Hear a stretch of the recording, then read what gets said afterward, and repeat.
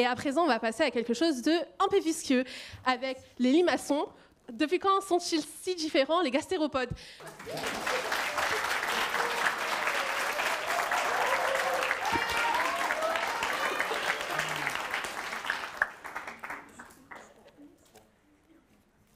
Écoutez, on connaît tous des gastéropodes. Moi, par exemple, j'ai toujours eu des escargots comme amis. Après, j'ai eu aussi beaucoup d'amis limaces, mais c'était surtout quand j'étais jeune. Par contre, ce qu'il y a comme problème, c'est que c'est rarement une amitié durable. Par exemple, il faut tout le temps leur donner à boire, leur donner à manger, c'est assez contraignant. Par contre, le truc qui est cool avec les escargots, c'est que quand on marche dessus, même si c'est triste parce que c'est votre meilleur ami sous votre chaussure, au moins, ça fait crunch. Et ça, c'est cool. Alors que quand on marche sur une limace, ça fait splotch. Et ça, c'est juste triste. Mais alors, depuis quand ça existe des escargots qui font splotch au lieu de crunch quand on les écrase? Depuis quand ça existe, les choses de la vie? Nous ne savons pas. Et bah moi si. Et pour le savoir, il faut se rendre à Paris. Paris, ville lumière, tu peux y voir des trucs incroyables comme ces gens qui te vendent des tours Eiffel juste devant la vraie tour Eiffel. C'est un petit peu comme d'acheter une photo de ton plat au resto, c'est pas très utile mais ça fait toujours plaisir. Par contre, l'endroit où il faut vraiment aller, c'est à l'amphithéâtre Buffon de l'Université de Paris, où se tient la conférence annuelle de vulgarisation scientifique. Pour y rencontrer une spécialiste et grande admiratrice des gastéropodes, Louise Raton.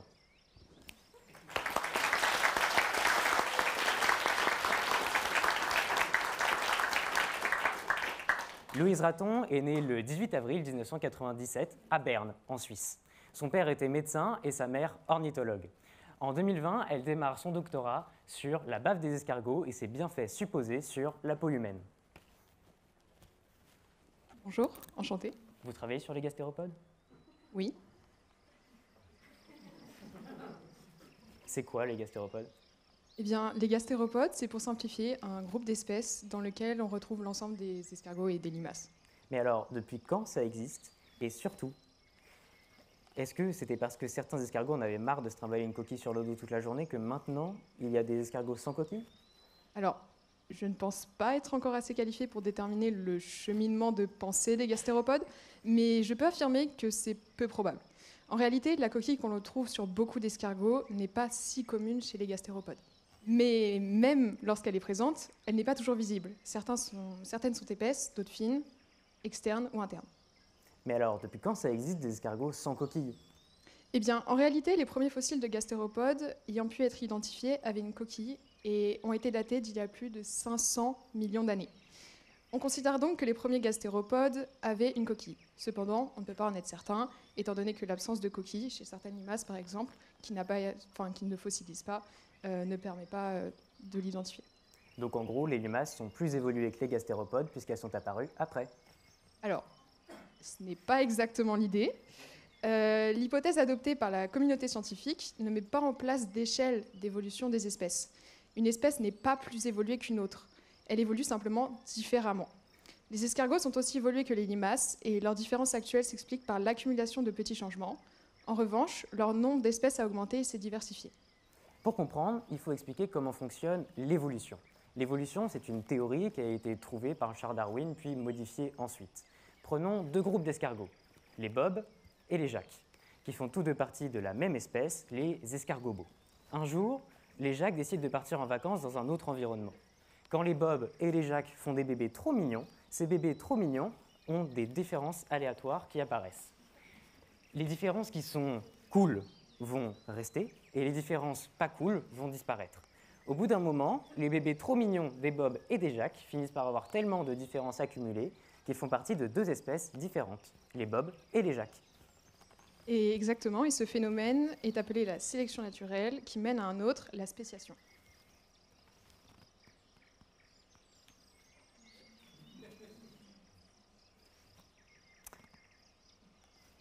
Mais on est d'accord que un escargot et une limace sont donc autant évolués. Mais pourtant, on est bien d'accord qu'une coquille, ça protège contre une chaussure. Enfin, pas totalement, mais c'est déjà mieux que rien. Donc ça veut dire qu'une limace, pour elle, ça ne fonctionne pas, la sélection naturelle? Alors, je ne pense pas que les limaces veulent être plus fragiles que les escargots, mais après tout, je ne suis pas dans leur tête.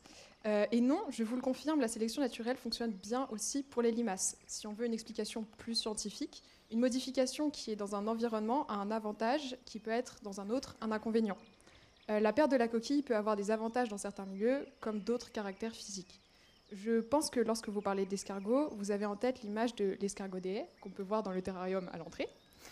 Il vit sur la terre ferme, où l'eau n'est pas toujours présente. Sa coquille solide lui évite donc la déshydratation. Il est herbivore et n'a donc généralement pas de difficulté à se nourrir, mais il est une proie facile, puisqu'il est lent et comestible par la majorité des carnivores. Si on cherche dans un milieu très différent, comme la mer, on trouve des limaces de mer, comme par exemple le Glaucus atlanticus ou les nudibranches.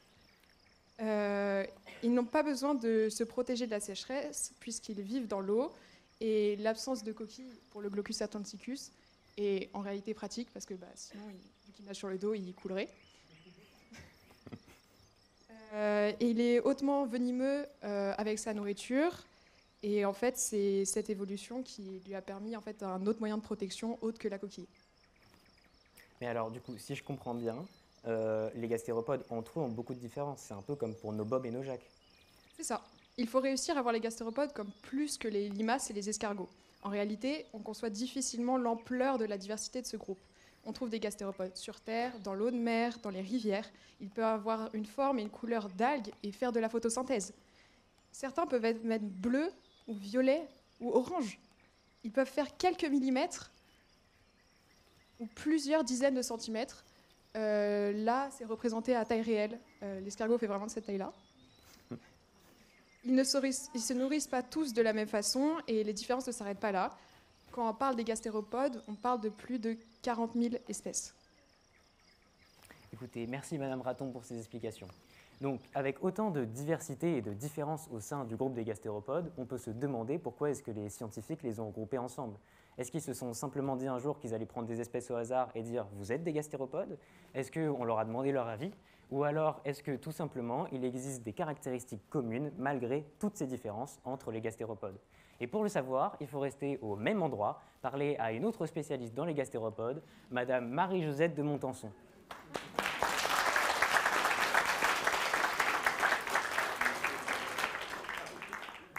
Madame Marie-Josette de Montenson est née le 24 mars 1970.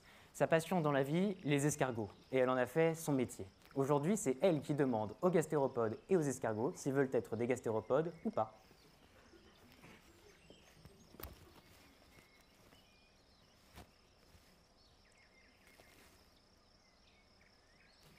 Bonjour.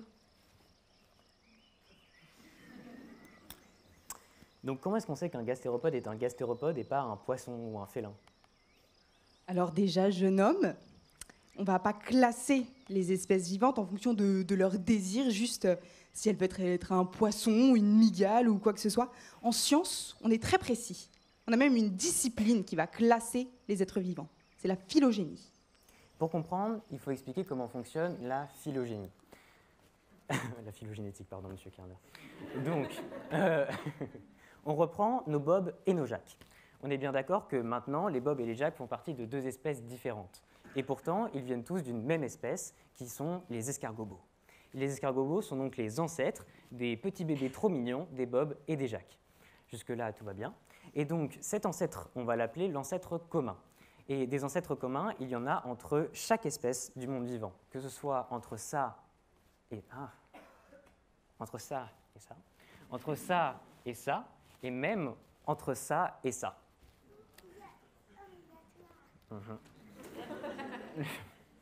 Le fait est que, simplement, certains ancêtres communs sont plus éloignés que d'autres.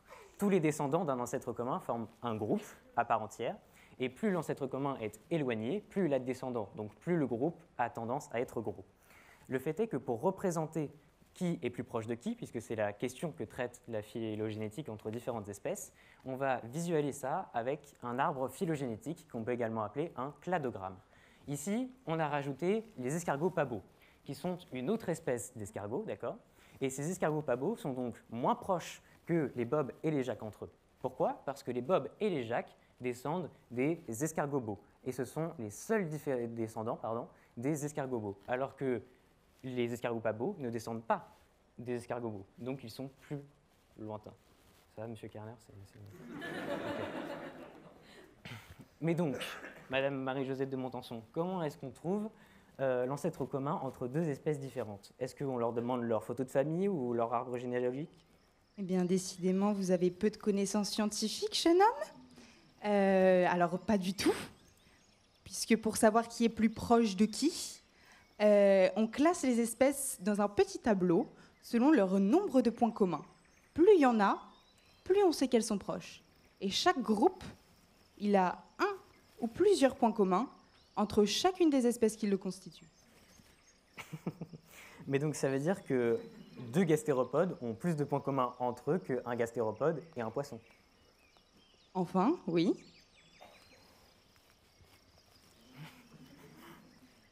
En fait, qu'est-ce que les gastéropodes ont comme point commun? Alors, au vu de vos connaissances scientifiques juste là, je vais commencer un petit peu plus grand que les gastéropodes parce que vous m'avez l'air un petit peu faible. Pour commencer, on va utiliser les mollusques. Dans les mollusques, il y a les céphalopodes, comme les sèches ou les poulpes. Céphalopode, en grec, ça veut dire tête-pied. Donc, dans les mollusques, il y a aussi les bivalves, comme les moules ou les huîtres. Leur point commun, c'est la présence d'une langue qu'on appelle la radula. La radula, elle est faite d'un sucre très dur, la chitine, qui est très très solide et dont le but va être après de râper les aliments quand les escargots vont vouloir manger. Mais alors ça veut dire que les gastéropodes ont aussi une radula, comme ce sont aussi les mollusques? Enfin, oui. Mais donc, c'est quoi les caractéristiques communes entre tous les gastéropodes? Alors, je vois que vous commencez à vous préciser, donc je vais vous donner une réponse. Certains gastéropodes, comme les limaces de mer ou nudibranches, ont des organes sensoriels en commun, les rhinophores. Alors, un organe sensoriel, c'est un organe qui sert à l'animal à se repérer dans son environnement en captant des informations. C'est les organes de sens comme les yeux, la langue, les oreilles. Les rhinophores, par exemple, ce sont des tentacules en avant de la tête ou sur le pied qui contiennent des organes sensoriels. Mais on est bien d'accord que, vous l'avez dit vous-même, tous les gastéropodes n'ont pas de rhinophores. Donc, est-ce qu'il y a d'autres points communs aux gastéropodes? Vous m'intéressez bien, jeune homme. La caractéristique la plus évidente qu'on va voir pour les gastéropodes, c'est que ce sont des ventres sur pied, comme certains ici. C'est dans leur nom, et ils se déplacent avec donc un pied unique, qu'on appelle un pod, et leur système digestif est directement sur ce pied. Un autre point commun, c'est ce qu'on appelle la torsion de la masse viscérale. Alors, m'abandonnez pas tout de suite, jeune homme. Cette torsion, c'est le retournement d'une partie de l'appareil digestif pendant le développement des gastéropodes. Elle a beaucoup de conséquences sur l'organisme. Chez nous, par exemple, l'appareil digestif, chez la plupart des gens, c'est une bouche en haut et un anus en bas, à l'opposé de l'organisme. Chez les gastéropodes, à cause de cette torsion de l'appareil digestif qui s'appelle masse viscérale, ça entraîne un changement de position de l'anus qui va souvent se retrouver au-dessus de la tête. C'est le cas donc pour certains gastéropodes, les pulmonata, qui sont caractérisés par la présence d'un poumon et dont font partie les escargots ou les limaces. Chez certains escargots, donc l'anus il va se retrouver juste au-dessus de la tête, à côté des poumons. Et pourtant, chez certains gastéropodes, on n'a aucun de ces points communs. Alors pourquoi est-ce que ce sont des gastéropodes? Ah, vous attisez ma curiosité. Ça arrive que parfois des caractères communs à deux espèces, issus d'un ancêtre commun, disparaissent chez l'une, voire les deux espèces, au cours de l'évolution. Ça, c'est ce qu'on appelle une réversion. Donc certains gastéropodes n'ont pas de rhinophores, ou alors pas de torsion de la masse viscérale, et pourtant ce sont des gastéropodes, parce que leur ancêtre commun en avait. Merci Madame Marie-Josette de Montenson pour ces explications. Donc, allez.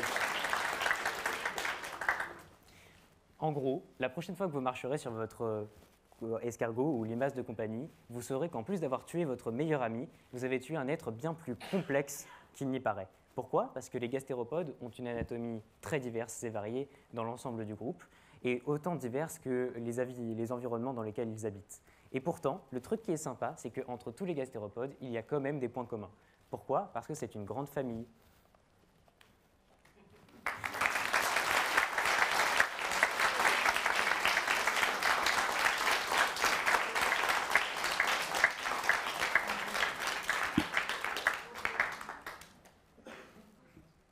Si vous avez quelques questions, c'est le moment. Hein. Yep. Une question là-bas. Allez mon gars, on court. Un peu de sport là.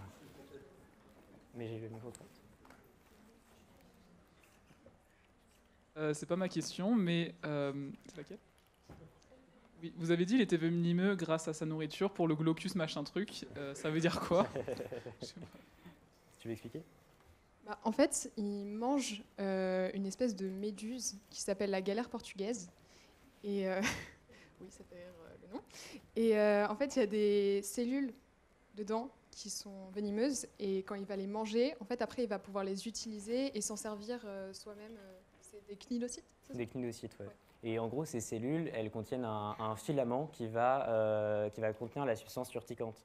Et donc, quand, par exemple, les méduses vont entrer en contact grâce à leurs cnidocytes, elles vont libérer le filament qui va engendrer une brûlure chez la proie ou l'agresseur. Et donc, le glaucus... Tim, je te vois avec ta question. Et donc, le glaucus atlanticus, lui, il va venir reprendre ces cnidocytes et les mettre à la surface de son épiderme pour pouvoir s'en servir d'arme contre ses prédateurs. Et un glaucus, c'est aussi très petit. Enfin, là, on ne voit pas, mais en fait, ça fait vraiment cette taille-là. Et ça peut faire des graves brûlures chez l'homme, justement, parce que c'est vraiment très venimeux.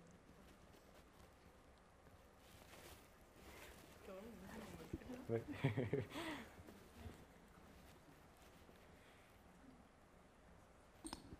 Vous avez parlé d'une limace qui fait de la photosynthèse. Est-ce que ça vous dérangerait d'en parler plus, du coup? Alors, Oh, mince. Ça va dans l'autre sens. Alors oui, il y a certaines limaces de mer. Pendant qu'il trouve, je vais vous expliquer un petit peu. Il y a certaines limaces de mer qui font de la photosynthèse parce qu'elles vont récupérer à l'état de larves des cellules des algues qu'elles vont manger et donc des plastes dans les cellules, donc les chloroplastes que vous connaissez peut-être, qui les rendent verts. Et ensuite, à l'âge adulte, ces plastes vont être dans les cellules, ce qui va permettre de ne plus avoir besoin de se nourrir de matière organique, mais juste de faire de la photosynthèse et de récupérer toute l'énergie du soleil avec l'eau autour. Et elle ressemble du coup à un petit cactus. C'est le mouton de mer, si quelqu'un veut. D'autres questions?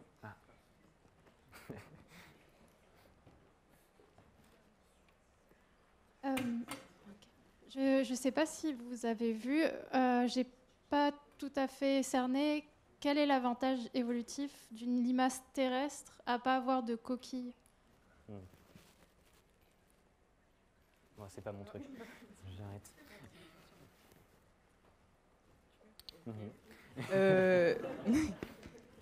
Ça va pas forcément toujours être un avantage. Après, ce qui est vrai, c'est qu'il y a des réversions.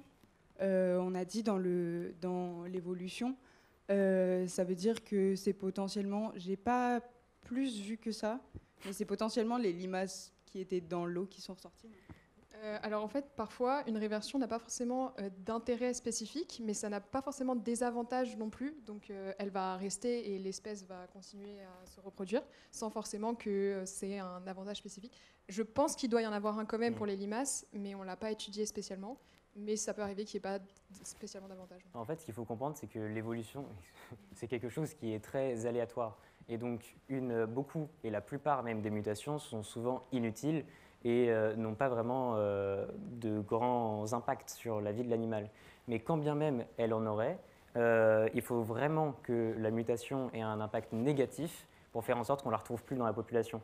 Pourquoi? Parce que en fait, si une mutation a un effet extrêmement négatif, tous les porteurs de la mutation vont finir par mourir. Donc c'est pour ça qu'en fait, on voit beaucoup moins cette mutation dans la population. Mais donc pour les limaces, si au final, ça ne présentait pas forcément d'avantage, mais que c'était tout simplement inutile d'avoir une coquille, alors ça explique le fait que cette mutation ait pu perdurer. Vous avez parlé des réversions tout à l'heure, mais du coup, comment on sait qu'un gastéropode, c'est un gastéropode s'il y a eu des réversions par rapport à l'ancêtre? Comment? En fait, on va se fixer du coup sur d'autres critères. Il y a les critères principaux qu'on avait vus avec la torsion de la masse viscérale, etc. Si eux, on ne les trouve pas, il y a d'autres points communs qui vont être apparus au fil de l'évolution. Et donc, si on perd, par exemple, la torsion de la masse viscérale, à côté, on va avoir beaucoup d'autres points communs avec l'ensemble des gastéropodes, ou avec en tout cas une partie des gastéropodes, qui nous indiquent que l'ancêtre commun est le même. Il y avait une question juste là, c'est ça? Ouais.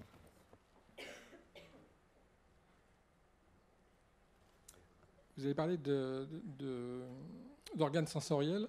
Et en fait, la question que je me pose, c'est que est-ce que vous avez repéré sur le gastéropode des organes dont on ne sait pas à quoi ça sert, puisque sans faire d'anthropomorphisme, on parle de l'ouïe, etc., etc. Et donc, il y a forcément des sens qui nous échappent. Est-ce qu'il y a des choses qui on se dit, tiens, on ne sait pas à quoi ça sert? Mais vas-y. Ah, c'est moi? Ok. Disons que en soi, déjà, pour ceux qui ne connaissent pas l'anthropomorphisme, c'est le fait de ne pas vraiment connaître le point de vue d'un animal et pourtant de calquer le point de vue humain sur l'animal. Et donc, effectivement, on sait que c'est des organes sensoriels. Après, je ne suis pas vraiment informé sur est-ce qu'il y a des études précises sur la fonction exacte de ces organes-là et si, au-delà de l'anthropomorphisme, on sait s'ils ont une utilité précise, à part le fait que j'ai lu que ce serait pour pouvoir sentir. Mais voilà. Moi, ce que j'avais lu en faisant les recherches sur le Glaucus atlanticus, c'était que ces rhinophores, ils servaient, que les rhinophores servaient à sentir un petit peu l'environnement. Donc pour moi, les sens, on ne les perçoit pas de la même manière déjà d'une personne à une autre, et ensuite d'une espèce à une autre.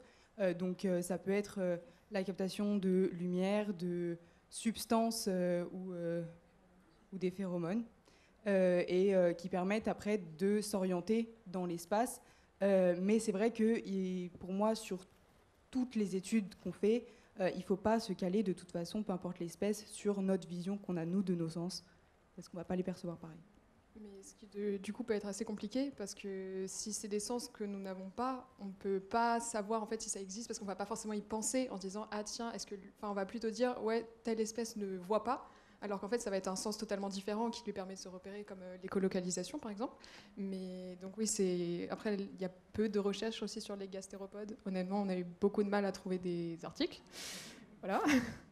Mais il y en a beaucoup plus sur les mollusques, donc qui est le groupe au-dessus des gastéropodes, où là, il y a beaucoup de synapomorphie. Mais c'est sûr que les gastéropodes, on a vraiment eu beaucoup de mal à trouver. Donc même la torsion viscérale, en fait, même l'angle de torsion va dépendre en fonction des gastéropodes. Donc il n'y a même pas un angle spécifique. Donc c'est assez compliqué.